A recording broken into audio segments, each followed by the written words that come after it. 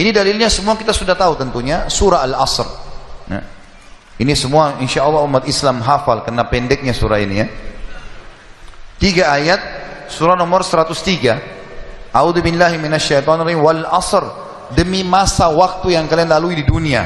Innal insana lafi khusr, semua manusia pasti melalui kerugian. Illa alladzina amanu wa amilus solihat, kecuali orang yang beriman dan beramal saleh, itu tidak akan melalui kerugian.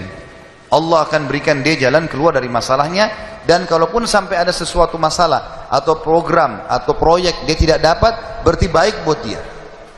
Pasti itu, tidak mungkin tidak. Allah selamatkan dia. Wa tawasaw bil haqqi wa tawasaw bis sabr.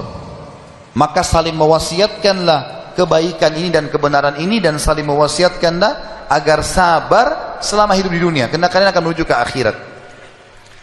Saya kasih contoh teman-teman, ada satu doktor ngajar di Ummul Qura, Dr. Muhammad, semoga Allah jaga beliau.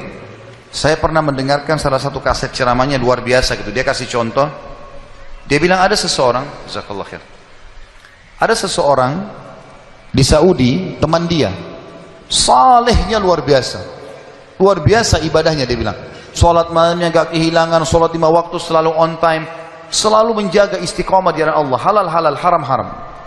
Satu waktu dia lamar seorang wanita dan diterima lamarannya.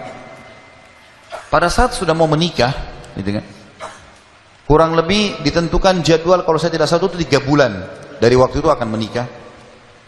2 bulan atau 1 bulan sebelum pernikahan, tiba-tiba perempuan ini batalin pernikahan. Tiba-tiba batal pernikahan, nggak jadi nikah. Laki-laki ini bertanya kepada calon mertuanya, ada apa? Saya juga nggak tahu. Ditanya perempuan ini oleh orang tuanya, kenapa nak? Malu keluarga? Enggak, pokoknya saya nggak mau nikah sama laki-laki ini. Bersikeras si perempuan tidak mau nikah. Kata Dr. Muhammad, dia bilang, saya setiap kali ketemu sama teman saya ini, teman saya selalu berdoa. Saya dengar doanya, ya Allah kembalikan wanita ini pada saya suka sama dia. Luar biasa merengeknya sama Allah, gitu kan.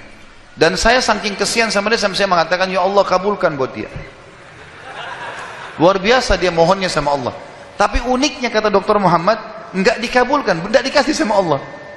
Sampai tiba hari H pernikahan yang ditentukan tanggalnya, perempuan ini akhirnya memang dia tunggu waktu itu, ada laki-laki lain lamar, diterima sama dia. Diterima pada saat itu. Diterima lamaran laki-laki baru. Waktu sudah menikah sama laki-laki itu, si orang soleh ini, temannya Dr. Muhammad, berhenti berdoa. Udah selesai, jadi istrinya orang, nggak boleh kita doa lagi kan.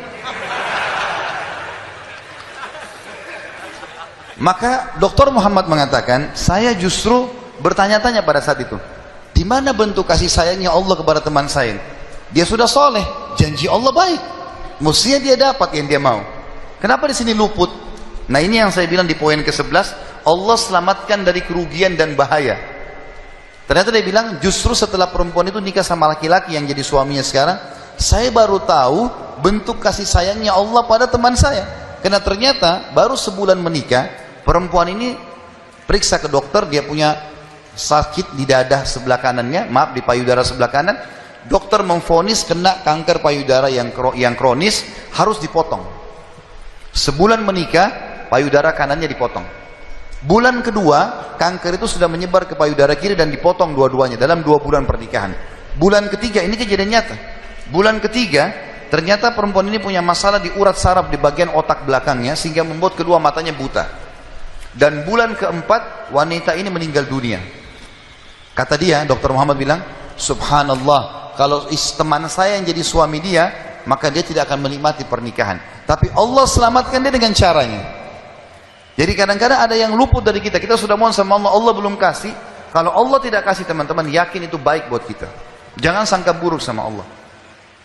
Sebaliknya, kalau kita minta sesuatu yang besar kepada Allah, tidak ada yang mustahil. Yang penting kita merengek dan manja kepada Allah. Dalam kisah yang lain di Yaman, dan ini sempat kisahnya menghebohkan Timur Tengah, anak muda hafal Quran, matanya buta. Anak ini selama dari kecil tidak pernah sekolah, dia ditinggal di rumah, tapi orang tuanya panggilkan guru ngaji, dia hafal Quran.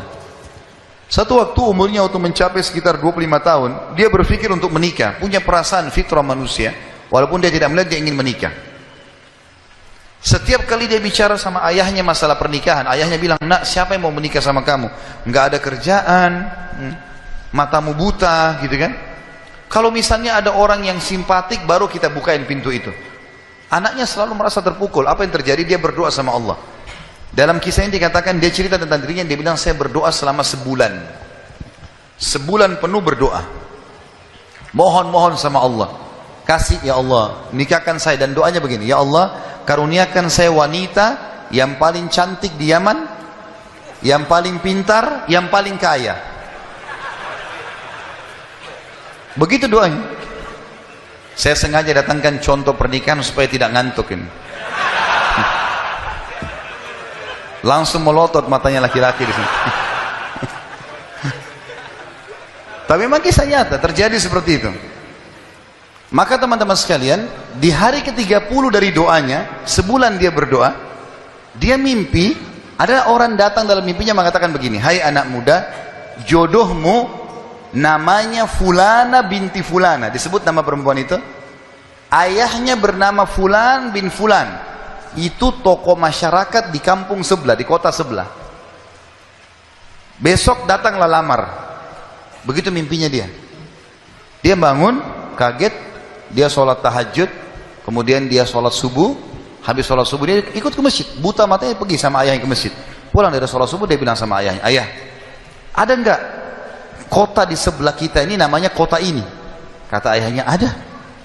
Ada enggak orang namanya Fulan bin Fulan, toko di situ?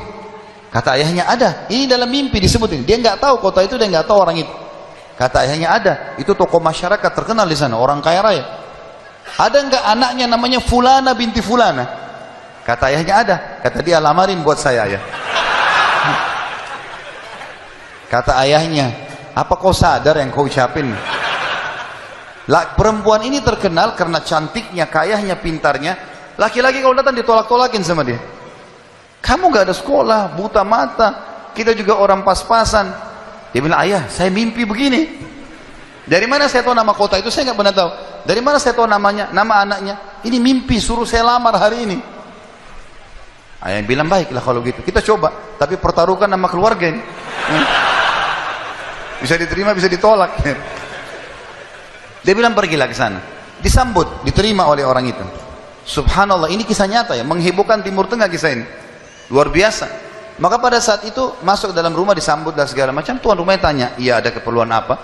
Dia bilang, ini anak saya buta matanya tapi hafal Quran. Disebutkanlah kebaikan-kebaikannya.